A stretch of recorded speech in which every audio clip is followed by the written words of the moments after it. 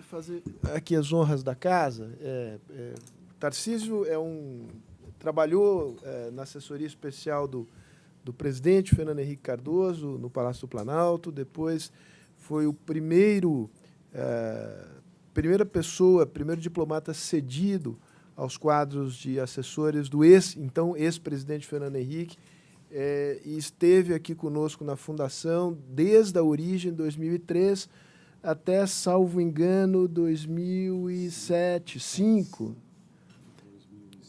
2005. E depois retomou a sua carreira diplomática, hoje é embaixador, e chefia o Departamento da América do Sul e América Setentrional. É curioso, eu não sei por que chamam de América Setentrional, se refere à América do Norte por maneira oblíqua. Aí você começa a tua exposição explicando essa nomenclatura curiosa. Pois é, Sérgio. É a América do Sul setentrional, né? É a parte setentrional da América do Sul. A parte norte da América do Sul. O norte da América do Sul. Basicamente, Isso não tem nada a ver com a Argentina. Não. E o ocidental é pelo Chile, né? Uma maneira que resolveram acomodar os distintos países da América do Sul em 2 departamentos. Um, basicamente, com o Cone Sul, os países fundadores do Mercosul, e o restante acomodado nesse departamento com esse nome um pouco estranho, mas é esse o quadro. Bem, antes de tudo, gostaria de agradecer à Fundação. Às vezes sou levado a falar instituto, presidente, Fernando Henrique Cardoso, pelo honroso convite para participar desta mesa, e mais honroso ainda por estar ao lado do estimado ex-chefe, o presidente Fernando Henrique Cardoso, que é um motivo de orgulho. O Sérgio, ao convidar-me para participar da mesa, registrou a expectativa de que buscasse fazer um breve apanhado da política externa do Brasil para a Venezuela. Assim, quero aproveitar e saudar também os convidados venezuelanos, o caro prefeito Davi Smolansky, que tive o prazer de conhecer em Brasília, quando ele chegou da Venezuela, a deputada Manuela Bolívar, representante da Human Rights Watch. Então, uma forma que me pareceu adequada de certo modo, buscar resumir a política externa que tem sido adotada pelo Brasil ao longo dos últimos 2 anos, talvez seja tratar do esforço que tem sido feito para atualizar o nosso discurso e prática diplomática, no entendimento de que eles configuram uma política de Estado, né? Em vez de uma orientação conjuntural ou de ocasião, né? E este desafio implica, talvez, digamos, um trabalho em 2 planos, né? O primeiro, que, na falta de um melhor termo, eu caracterizaria de um plano metodológico ou institucional, né?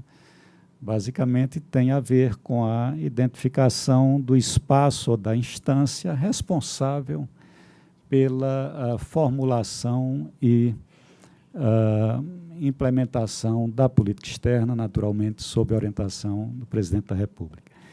E o segundo plano, um plano mais substantivo, teria a ver com o próprio conteúdo dessa política externa, né? Trabalhada como uma política de Estado, ou seja, desenvolvida à luz de valores constitucionais e orientadas por interesses mais duradouros ou permanentes do país. Então, detendo-me rapidamente sobre esses 2 planos e depois nos voltamos mais diretamente para o momento atual da Venezuela.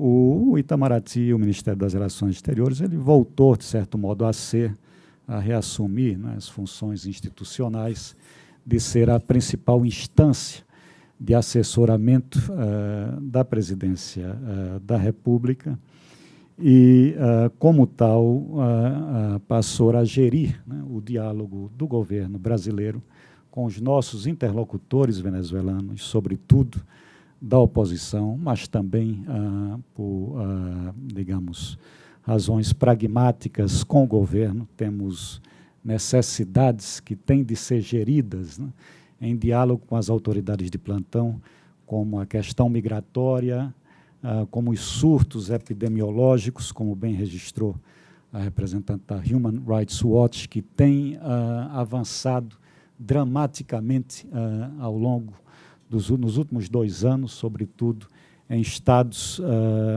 mais pobres, e entre eles o de Bolívar, que fica na fronteira do Brasil, que é o principal, onde o maior surto de malária e difteria está ocorrendo. E, portanto, o Itamaraty tem gerido, digamos, essa interlocução e também a expressão da nossa posição nos foros internacionais responsáveis pelo tema, pela análise e adoção de medidas em relação à crise venezuelana. Ao dizer isto, digamos, não quero de forma alguma minimizar o papel que tem sido assumido por outras instâncias do governo federal, e mencionaria pelo menos 2. O Banco Central e o Ministério da Fazenda têm seguido de perto a questão da dívida venezuelana no âmbito do convênio de pagamentos e créditos recíprocos da LAD, e a Casa Civil tem coordenado um grupo interministerial muito amplo, e também envolvendo as instâncias, o governo do Estado do Roraima, o governo do Estado do Amazonas, prefeituras de Boa Vista, Pacaraima, Manaus. Agora temos também uma expansão do fluxo migratório para o estado do Pará, Belém, Santarém, e isso está sob a responsabilidade da Casa Civil, embora o Itamaraty também tenha uma participação ativa. Estivemos há pouco tempo na Colômbia para o intercâmbio de experiências com a Colômbia sobre gestão de fluxos, do fluxo migratório venezuelano. Bem,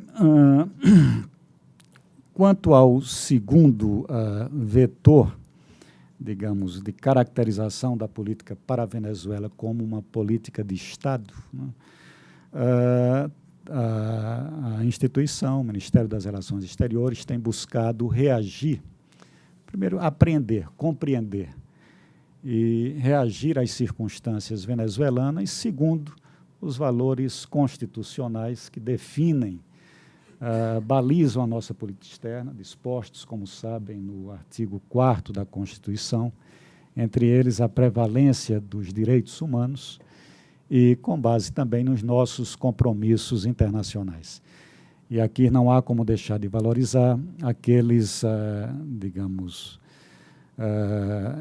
que definem o processo nosso de integração original, o Mercosul, e, em particular, o protocolo de Ushuaia, Ushuaia I, ou cláusula democrática, que define a vigência de instituições democráticas como uma condição para a permanência, usufruto de direitos no âmbito do bloco.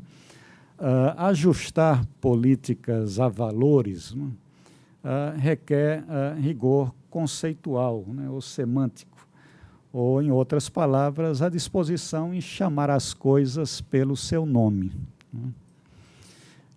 E como muito bem tratado nas mesas anteriores, pelo prefeito Smolansky, pela parlamentar deputada Bolívar, pela representante da Human Rights Watch, a vida pública venezuelana nos últimos anos, 2 anos, tem sido marcada pela, vou enumerar alguns elementos, mas a violação sistemática dos direitos civis e políticos, com a multiplicação de presos políticos e cerceamento à liberdade de imprensa, pelo desrespeito ao devido processo legal, pela privação da tutela jurisdicional, pela violação do princípio da independência e controle recíproco dos poderes, foi lembrada aqui a aberta violação da imunidade parlamentar, que esteve, inclusive, na origem da última onda de protestos e manifestações com um triste saldo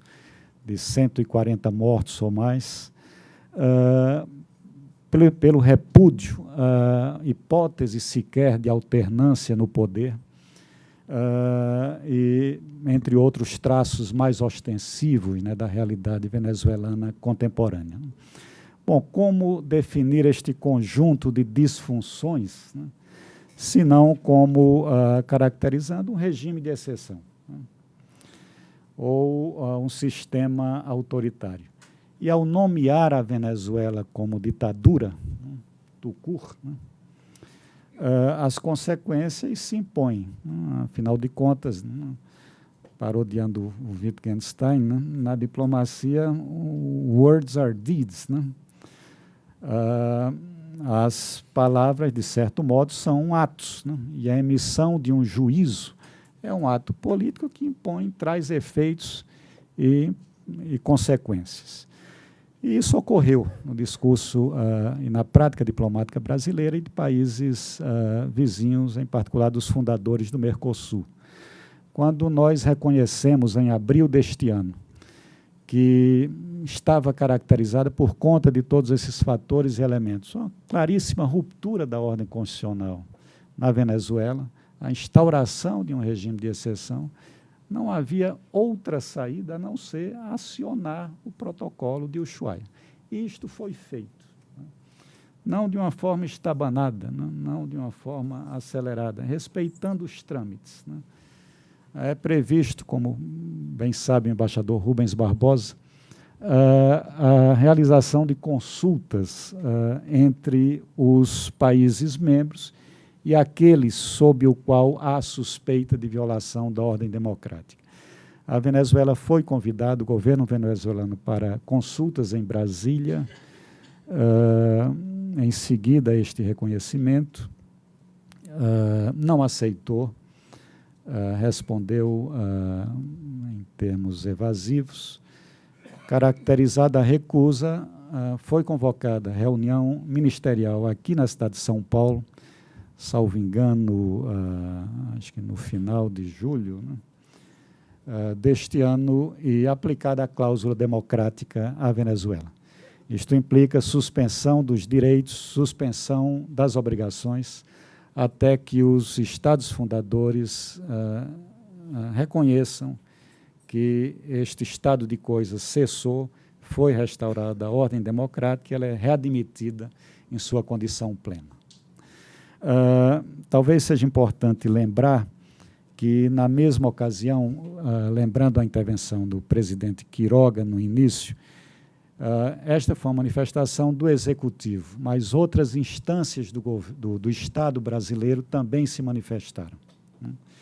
O Congresso Nacional adotou moções, eu acho que tanto a Comissão de Relações Exteriores da Câmara, e, salvo engano, a própria Casa como um todo, de repúdio à violação da imunidade parlamentar e à ruptura ou desconhecimento das competências da Assembleia Nacional. O Tribunal Superior Eleitoral também pleiteou, junto à União dos Organismos Eleitorais Americanos, Uniore, a suspensão do Conselho Nacional Eleitoral das reuniões do Foro. A Procuradoria-Geral da República no Brasil, de certo modo, capitaneou um exercício de solidariedade à fiscal-geral, Luiz Ortega, por ocasião da perseguição que sofreu e, em seguida, destituição pelo governo Maduro. Então, houve uma mobilização, uma afirmação de posição do Estado brasileiro como um todo, né, em seus diferentes poderes, sobre o agravamento da situação na Venezuela. Também por conta desse juízo de que a Venezuela passara a constituir um regime de exceção, o Brasil favoreceu a aplicação da Carta Democrática Interamericana na Organização dos Estados Americanos e nos empenhamos para isso, Infelizmente, não se logrou o número necessário de votos para a adoção da Carta, muito por conta de gestões agressivas e da ainda elevada dependência de muitos países caribenhos do petróleo venezuelano, a iniciativa Petrocaribe, né, que institucionalizou, de certo modo, essa dependência. Chegamos, na verdade, longe de alcançar os 24 votos. Né? Ficamos em torno de 17, 18 votos. Muito por conta dessa frustração, foi criado um mecanismo chamado e lembrado pelo Davi, de Grupo de Lima, né? Reuniu-se. O governo peruano teve um certo protagonismo nisto. A primeira reunião foi realizada lá.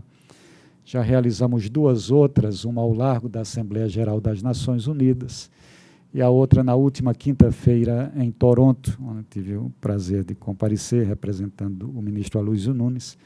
E a tônica tem sido esta, né, de elevar o tom cada vez mais, né? E talvez apenas me detendo sobre esta última reunião, porque, de certo modo, reflete a leitura que os países afins das Américas hoje têm do quadro venezuelano. O Grupo de Lima ele é composto, espero que não me fuja país algum, Canadá, Honduras, Guatemala, Costa Rica, Brasil, Colômbia, Peru, Chile, Argentina e Paraguai. Né? Temos tido, Santa Lúcia anunciou que vai aderir. Né? E o México também. Agora a coisa vai. Mas é importante, Sérgio. Mas é importante pela, digamos, não apenas pelo respeito ao Caribe, mas é muito importante nós.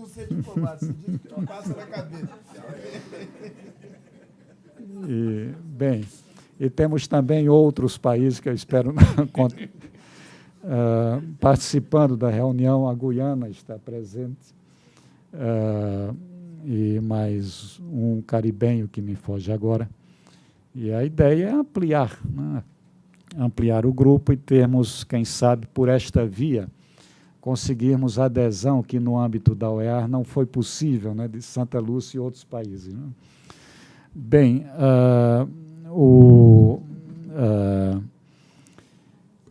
nesta reunião em Toronto, também é importante ressaltar, foi valorizado o reforço da interlocução com atores extra-regionais, com os Estados Unidos. Na ocasião, houve uma conferência, por videoconferência, um diálogo com o 2º Departamento de Estado, com a União Europeia e, naturalmente, digamos, sem o mesmo grau de identidade, de propósitos, mas também com a Rússia e com a China. Né? 2 preocupações foram expressas na ocasião, né? E as 2 em torno desta ideia de que uma das principais, talvez, virtudes do Grupo de Lima é buscar manter um diálogo estreito com a oposição venezuelana. Né? E o que tem sido, o grupo tem buscado fazer eco às preocupações principais da oposição, da visibilidade. Agora, há também a expectativa de que seja um diálogo de mão dupla, né? Que possamos, digamos, expressar dúvidas ou expectativas, né? De que seja possível, de certo modo, atuarmos em coordenação, né? E houve um entendimento generalizado, né, de que as premissas que pautaram a decisão da oposição na Venezuela de participar das eleições regionais, elas talvez não tenham, digamos, sido validadas, né, pelo resultado, já que o governo demonstrou um controle do processo. Não se reproduziu a experiência de 2015, quando, a despeito das fraudes, talvez em menor escala, certamente em menor escala, mas houve uma vitória expressiva, né? Eu acho que era a referência imediata que a oposição tinha, né? E uma que sugeria a participação, né? E também tendo um antecedente de 2005, da ausência, né? E com isso abriram, de certo modo, a chancela, né? Para a validação e o reforço do Chávez no poder. Bem, mas isto não ocorreu agora, né? O governo controlou o processo e obteve, né, pelas vias que sabemos, essa maioria expressiva, né, de 18, né, governos estaduais, deixando apenas 5, né, para a oposição. Ao fazer esta constatação, não estamos de forma alguma sugerindo que se exclua a via eleitoral, né, de forma alguma, né? Mas talvez, usando um provérbio nosso, uma linguagem nossa, elevar um pouco o sarrafo, né? As condições para uma participação futura, né? Temos no radar, no horizonte, as eleições municipais e espera-se, né, as presidenciais em algum momento do próximo ano. E a garantia de alguma garantia de que serão oferecidas condições institucionais que assegurem equidade na disputa, né, parece uma condição indispensável, né? Ao mesmo tempo, houve um certo consenso quanto à preocupação com o risco de fragmentação da oposição, né? Sinais de que a Action Popular esteja sendo cooptada pelo regime e alguns Action Democrática esteja sendo. Então, esperamos, isso contribuiria muito para esta coordenação de esforços, que todo esforço fosse feito, de certo modo, até para fazer jus, né, à denominação da Mesa de Unidade Democrática, né? Bem,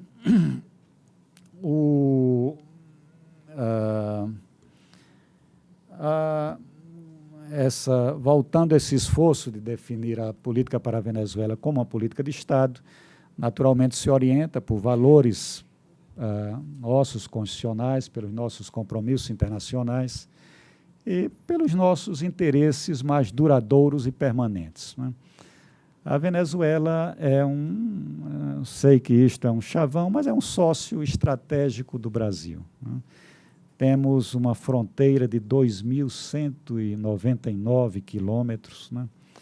Muitos acham que a fronteira da Venezuela com a Colômbia é muito mais extensa, na verdade são 20 quilômetros a mais, né? O que há é um número de portas de entrada, né? Uma densidade populacional muito maior, são 7, né? Pontos de entrada, no caso colombiano. No nosso, apenas um, que é esse que o Davi cruzou há pouco, entre Santa Helena e Pacaraima, né? Mas é uma fronteira muito extensa, essa fronteira seca, uma fronteira em uma área de grande importância para o que esse sonho almejado, né, e ainda muito incompleto, de uma integração física regional, né? Na época, durante o governo do presidente Fernando Henrique, foram dados passos importantes nesta direção, tanto de integração viária como no campo da energia, né? Lembro a BR-174, né, do nosso lado até Pacaraima, e que se conjuga com acho que Estrada 10, né, na Venezuela, que avança a Ciudad Guiana, né, e se estende até a costa, e na integração energética com a hidrelétrica de Guri, né? Certamente não se pode pensar em uma integração física desta parte da América do Sul sem uma Venezuela democrática comprometida com esse esforço, né? A Venezuela, para o Brasil, é também, digamos, um caminho natural de uma cooperação de acesso a todo o mercado, né, caribenho, né? Hoje, a nossa produção dos estados do norte do Brasil, sobretudo do Amazonas, basicamente escoada pelo Amazonas, né? Sai pela Foz e daí segue, né, para o mercado caribenho, norte-americano, o que uma integração viária mais forte, um acesso aos portos venezuelanos, nos pouparia em frete, tempo e custo, né? Seria certamente algo muito bem-vindo. A complementaridade econômica entre o Brasil e a Venezuela é um fato, né?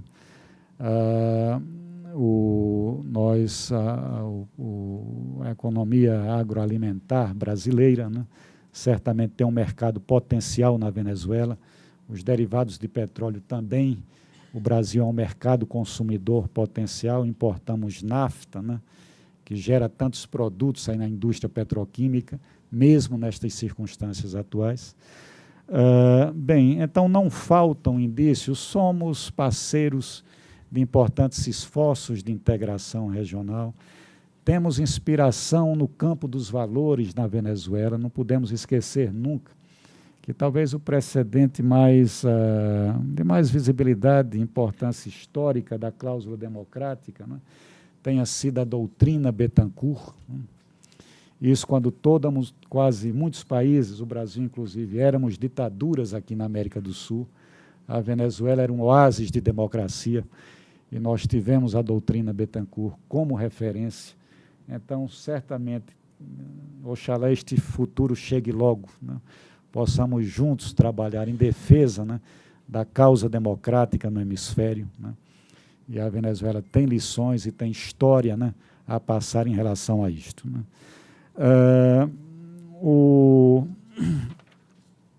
E concluiria com alguns comentários apontando talvez um par de desafios que a conjuntura internacional coloca para esse esforço conjunto que os democratas venezuelanos e as democracias da região estão desenvolvendo para que seja restaurada a democracia na Venezuela, né? O primeiro desafio é esta continuada paralisia, né, decisória nos foros regionais. E aqui excetuaria o Mercosul. Queira ou não, né, conseguimos, né, levar adiante a despeito, né, de orientações distintas, em particular em um dos países fundadores, mas foi possível avançar e aplicar a sanção máxima que o Mercosul prevê. Muitos pedem, por que o Mercosul não foi além? Porque não existe sanção maior prevista no arcabouço regional do Mercosul. Existe um protocolo de Ushuaia II, que foi produzido em circunstâncias muito peculiares e que prevê sanções adicionais, mas ele não está em vigor. O que está em vigor é o protocolo de Ushuaia e ele foi aplicado e aplicado com todo o rigor possível, né? Com exceção do Mercosul, o Unasul está sem secretário-geral, opera pela regra do consenso, não há como adotar uma medida mais dura sem o veto do governo Maduro e de outros governos afins na região. A Organização dos Estados Americanos, por maior que tenha sido o nosso empenho, mas ainda não conseguimos avançar na Carta Democrática Interamericana. E aqui os caribenhos são fundamentais. Então, esta paralisia decisória, ela é algo que nos preocupa.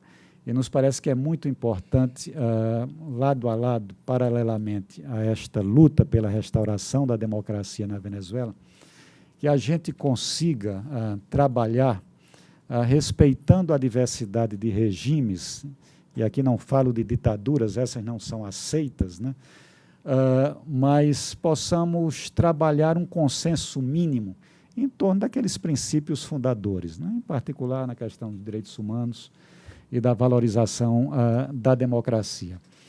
Este desafio, digamos, essas debilidades decisórias dos foros regionais, elas trazem uma preocupação adicional por se darem em um momento de indefinição, de certo modo, a respeito da configuração da própria ordem internacional, né, da própria ordem internacional. Nós temos,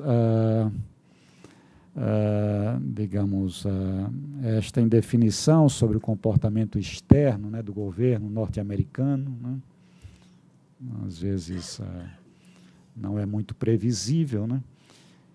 Ao mesmo tempo, um fortalecimento da presença de atores extra-regionais, especialmente China e Rússia, na própria Venezuela. A Rússia ou a China em todo o continente e com a presença cada vez mais ostensiva na Venezuela. Como parceiro comercial, como investidor, né, talvez até como garante, né, of last resort, né, de última instância, né, na questão da dívida, né, e como cooperação militar, né, os dois estão dando, né, para que se possa definir digamos, uma estratégia em relação a isso. Quanto mais nós conseguirmos, e aqui nós, os estados sul-americanos, né, restaurar alguma ordem regional, fazer os nossos organismos funcionarem, né, mais chance teremos e, ao mesmo tempo, levar um diálogo construtivo e estreito com os Estados Unidos. Acredito que mais condições teremos de lidar com esses fatores novos, essas variáveis novas, né. Mas uma coisa nos parece certa, como foi bem registrado aqui pelo Davi, esta ordem regional ela passa, sem dúvida, por avanço rumo à democracia na Venezuela, né.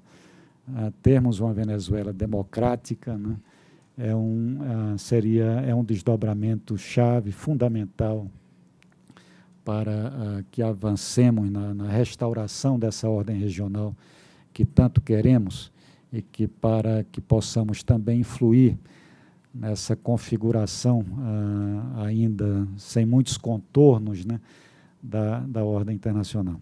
Acho que era um pouco isso que tinha a dizer. Muito bom, Café.